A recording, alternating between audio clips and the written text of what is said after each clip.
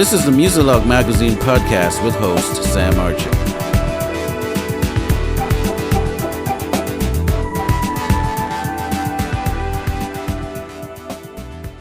Yo, man, it's a pleasure to be able to chop it up with you. Shout out to Sticks for making this happen. Right. You know, and shout out to the Xplore family. Okay, so let's get started. Let's chop it up. So this is Mr. Quincy Valentine. No, you got the good name. I mean, the name alone should just, that's like Perfect Gentleman with Eddie Murphy, It's worked out for me, and people have told me that all my life. And the crazy thing is I used to use stage names. And then one day I woke up and said, what am I using stage names for? I have one. Yes, you do. Yes, you do. So let's start at the beginning. So you are originally from where? I'm from the Bronx, New York. Okay, NYC. And what was it like? I mean, you said you're 30 something, so we're probably looking at you're like around the early 90s around there? 1990. You're a 90s kid? 90s kid. And what was it like growing up in the 90s? Now, are you from a musical family? Not really. I mean, I have some cousins down south that all of them sing and stuff. Some of them have played for like some gospel artists here and there. But not exactly. My mother used to play piano when I was younger. And then I have an uncle who was a rapper. He DJs still now. So I had some musical influence around me, but it wasn't everybody. Okay. Now, when you say the South, are we talking like the Carolinas? Or? Yeah, North Carolina. I have a lot of family from North Carolina. Something about the Carolinas in New York. Something about the Carolinas in New York. But that's good, though. That's good. I did visit the Carolinas here and there over the years, and I must say the food is very similar to my background. And I'm coming from the Caribbean. So there was something mystical happening between the Carolinas, New York, and the Caribbean. I don't know what it is, but I guess there's, one boat went this way and then, one went that way. What's your main instrument? I'm a keyboard player. Okay. And did mom teach you or? Sort of. So I went to her for lessons and she gave me the books that she was using. So I used those, and then I also I got blessed in high school. One of my music teacher was connected to one of the parents of one of the other students there, and he ended up giving me some lessons. So one of the students there's parents ended up giving me some lessons, and then I also had on the gospel side. I had a friend who was a musician at the church that I was a member of, and he was working with me as well. And then after that, I went to college for music as well. Oh, wow. Which college is that? University of New Haven. Okay. That's Connecticut, I would Yep, suppose. Connecticut. Okay, yeah. So that's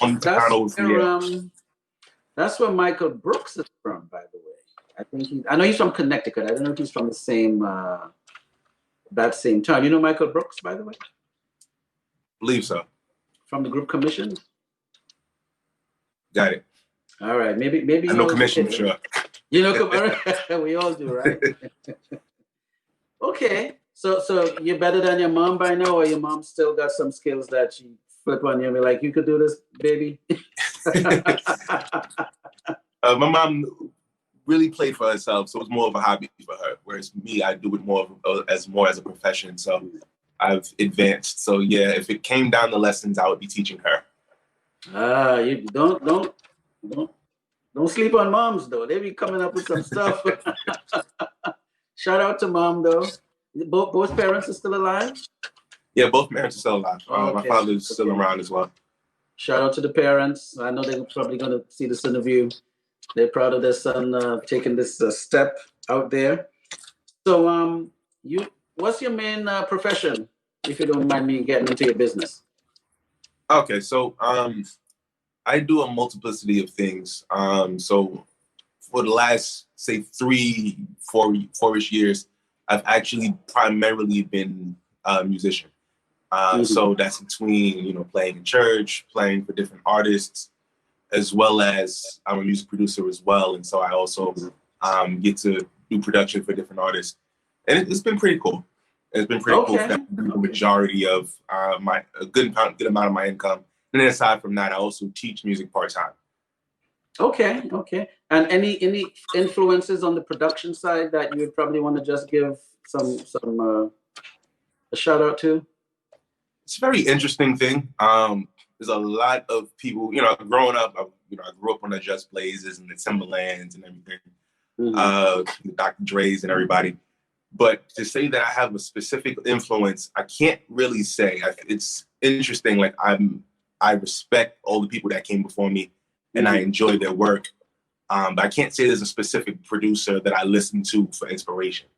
Okay, okay. All right, well, fair enough. I mean, but if you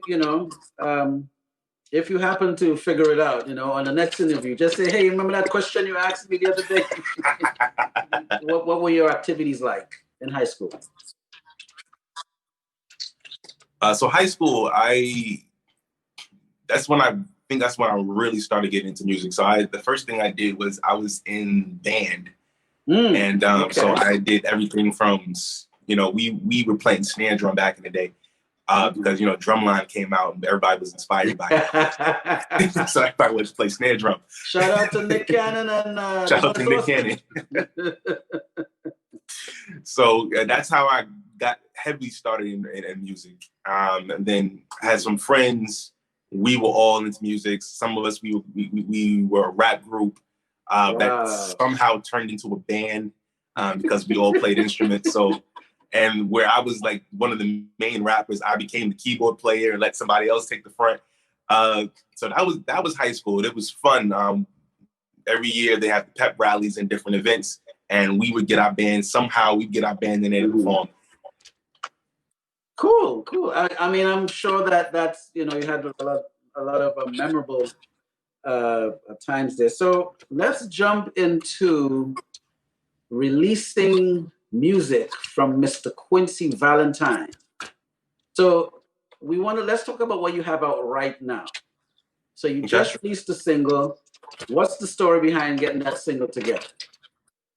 So Like You Do, it was interesting. When I wrote Like You Do, I wasn't even really thinking about being an artist. I think I had released my first single, What's Going On, by that time, just willy-nilly, just because I wanted to put it out. But at the time I was really focused on production, and what it was I was playing with some vocal samples I found on the internet, and I'm like, all right, you know, let me just see what comes out of this. And I ended up making the beat, and from that I got the idea for the hook. And so I let it sit for a while, and then there was another artist I was working with that we were potentially going to make it his song, and that just ended up not panning out until about last year. I kind of revisited it and said, you know what, let me finish this and do it myself. Is that at that time I was willing to really be more focused on myself as an artist. So what changed though? Like, what really gave you the drive to say, you know what, you put your foot down, I'm going to do this? I want to say it's interesting. Originally, a couple of years ago, I got the inspiration. All right, let me focus on being an artist, because it was going to be kind of a advertisement for my production, because I'm self-produced. But beyond that, it became, you know, I'm still writing songs and everything throughout all this time. And this songs you're okay with giving away to other people, and then there's songs that are just authentic to you, and you have to do them yourself. And so I had been an artist before. I just had stepped away from it, and it was interesting. I did an announcement video, and in that video, you know, I expressed, like, you know, when God gives you multiple gifts, you're supposed to use all of them. And so that's what I'm getting into, is I'm no longer ignoring certain gifts. I'm a multi-talented individual, and I figure I might as well display all of that instead of just focusing on one or two areas. Okay, kudos. And let's talk about, you have a feature on the record. Right, Winston Ward. Winston Ward. I guess you just want to give him a shout out. Or how did he end up on the record? So Winston was a good friend of mine. We actually met, I want to say about 2 years ago, and we just clicked. And we're actually partners. We actually do some production together. He's an amazing vocal producer, amazing artist. He dropped an album last year actually called Creative, and we connected. Originally, I wrote the song and I finished it out, and I sing too, but it's something I'm just getting into. I mean, I sang in the choir when I was younger, but I never really took my singing seriously. And I sent it over to him and was like, bro, I was considering like, all right, let's see what he wants to add. And he was like, bro, I'll sing the hook. And then he ended up adding the little bridge piece at the end. And, that's like you do. He just took it to a whole nother level that I wouldn't have been able to take it by myself. Okay. Yeah. So you did the production. So it's a record that you started the production for, and then Winston Ward helps you get this amazing single together. How did that translate into you being part of the Xplore Music Group family? So it's interesting the way God works. It's always about like being in the right place at the right time, and you can't always control that. So funny story, one of the owners of Xplore, Kendu, is actually the brother of my father got married last year in Jamaica. So we all went down there for, a little destination wedding. And we were aware of each other, throughout the time they were dating, but we never met up until the wedding. And then that's when we connected, and we met specifically because I produced. And while I'm playing stuff for him in the studio, Like You Do was one of the songs I played for him, and he decided that he wanted to, sign into his label. He was just getting it started at the time, so it just looked like a good look. Okay. Well, definitely blessings and good luck on the new. I think your previous releases, they were self releases, right? Right. It was self-releases. What's going on was, honestly, Sony ATV was doing a contest looking for different weird covers.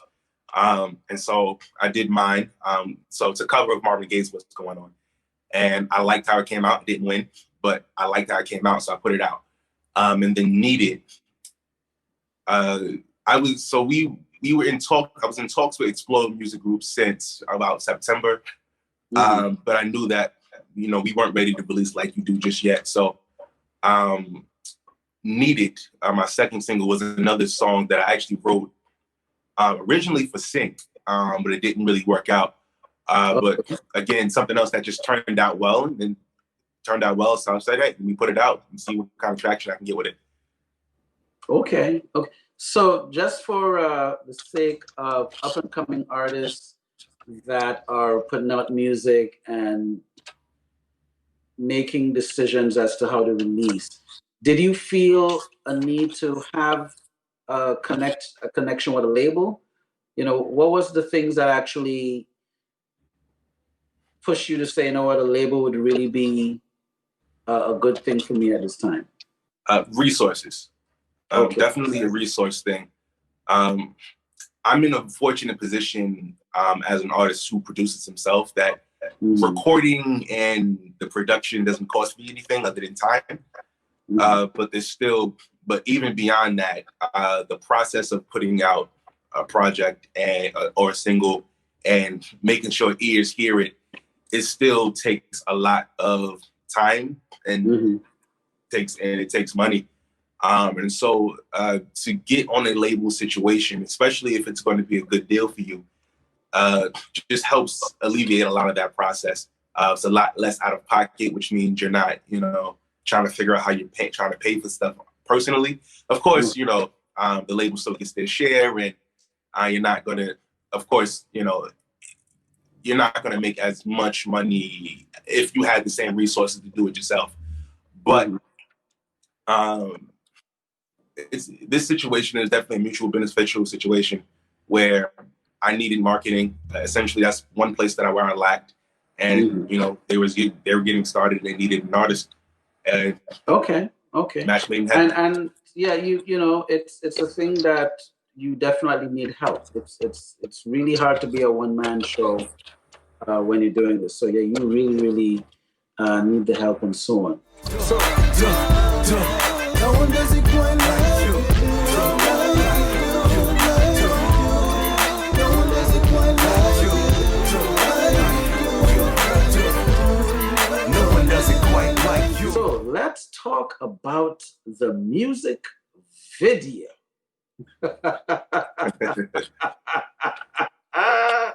Let's talk about the video. Let's talk about who directed the video. So interesting. Another thing is the huge thing we were talking about independent artists. It's always good to build relationships. Okay.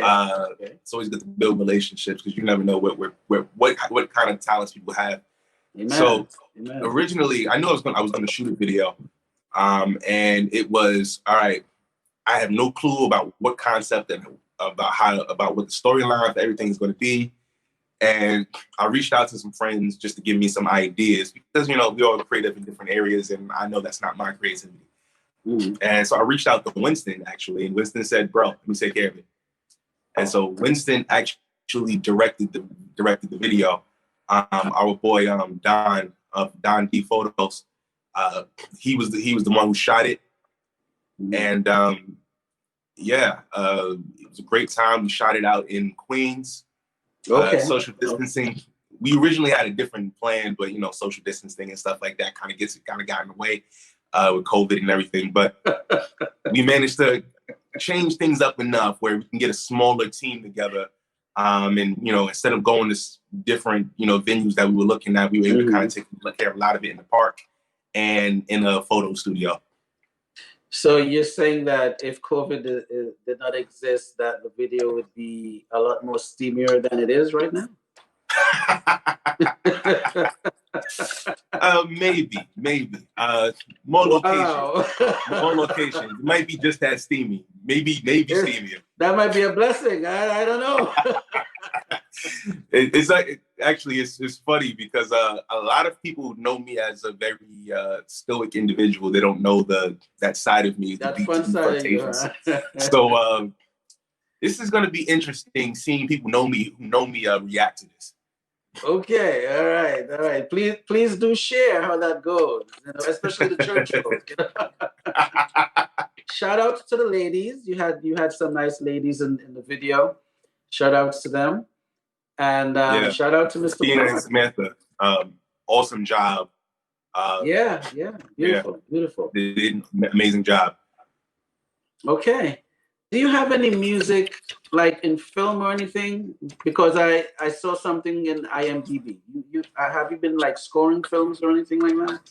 Oh, okay. So IMDB, I have one IMDB credit. I was actually the sound mixer for independent film. And small scale, it was like a student project. I unfortunately missed the premiere, so I didn't get to actually see it. That's okay. But, you got the credit. You're an IMDb. You know, I mean, there's a lot of musicians that are not in there. I mean, I'm in there too, but it's a tough sell to get in there. You know, it's almost like a Grammy. Right. You know, I'm in IMDb. You know? Yeah, but I'm appreciative. Right. I'm like, hey, Google me and IMDb comes up. That's an extreme compliment. Hey, I thought that was interesting.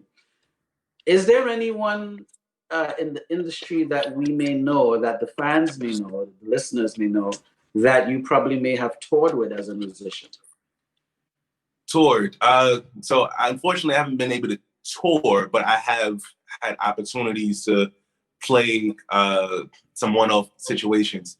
And so I've gotten to play for Scarface. I've gotten to play for, I'm gonna say I played for Day 26. It was half of them, and we played Day 26 songs. So I played for Day 26. Okay. So we're talking Scarface from Ghetto Boys. Yeah, Scarface from Ghetto Boys. Okay. All right. Yay. And that Day 26 was the band that was they were signed up to Bad Boy or something like that? Yeah, with Bad Boy, making the band. Okay. I think they were the first group making the band. First and the second, something like that. Anyone else exciting in the industry? that we know? On a lower scale, not lower scale as in quality of artists, but yeah, be careful now. I mean, you could be anti-artists now. You know what I mean?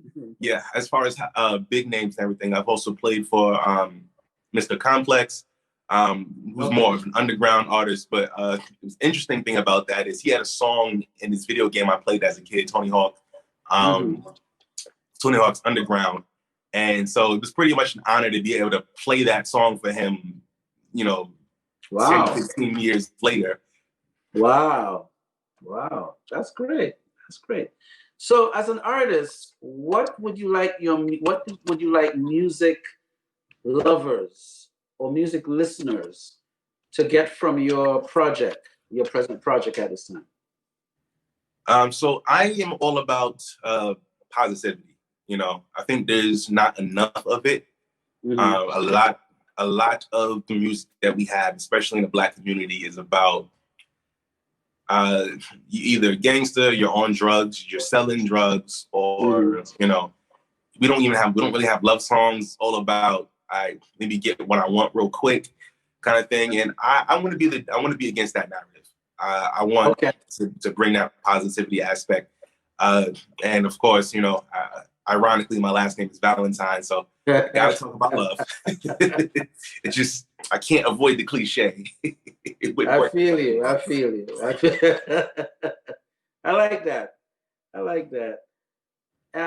Did we cover all the bases, or is there anything else that you'd want to talk about that we didn't cover in the interview? Let's see. I think that's pretty much everything we covered. Life story generally. You haven't been living that long, have you? Hey, 30 years feels like a long time. So let's do some fun fact thing. I started a fun fact thing with an artist the other day. I said, maybe I'll ask you. So, what are you good in the kitchen? You do a fair job in the kitchen? I do pretty decently.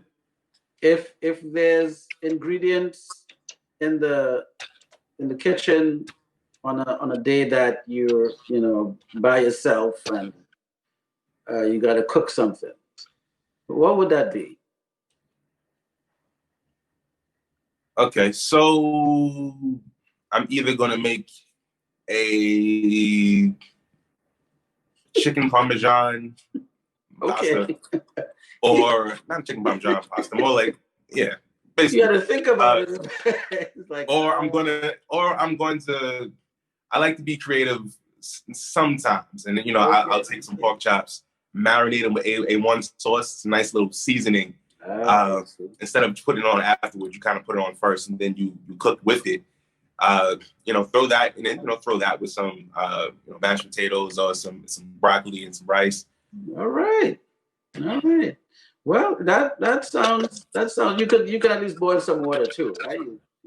Yeah. Of course, then you have to boil some water. I just got to make sure that you can, And what's in your MP3 player right now? Let's say like 3 or 4 artists that you're rocking to right now. Last thing I listened to, Jonathan McReynolds. Let's see, who else recently?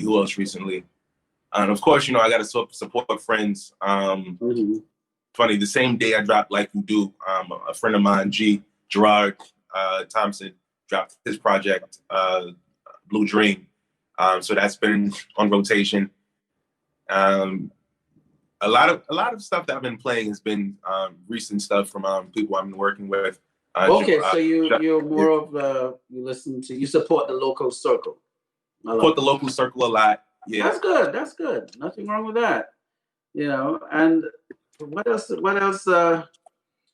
What do you do in the hobby times? You have some time to kill. You read a book. What is Mr. Valentine doing?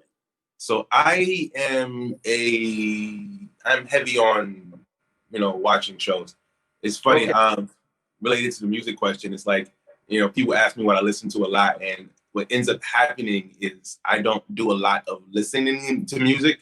for the reason that I am always doing it.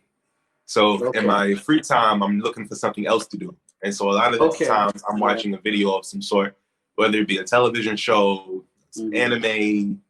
Well, that's cool. Can folks get onto you? Like website, social media? Yeah, so you can find me on my website. It's QValentinemusic.com. Or you can follow me on Facebook, Twitter, or Instagram at Mr. Q Valentine. Mr. True Valentine? Mr. Q Valentine. Oh, Mr. Q. Well, I'm just saying, well, that's still dope. Mr. Q. All right, that's cool. That's cool. See what you can do with a name like that? Right. Yeah, that's powerful, man. My brother, it's a privilege, it's a pleasure to be able to chop it up with you. I thought this was really, really cool. And I definitely wish you the best on the single right now.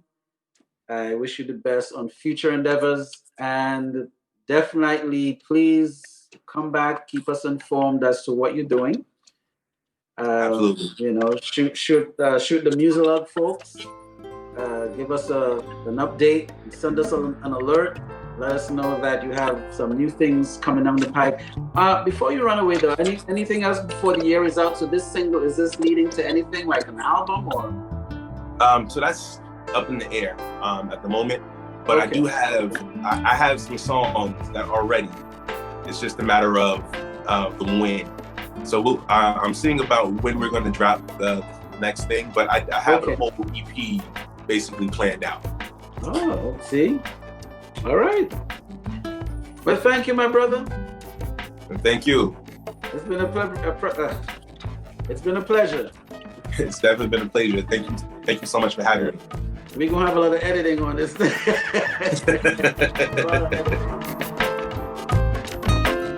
This is where music, entertainment, and culture lives. Muzilog.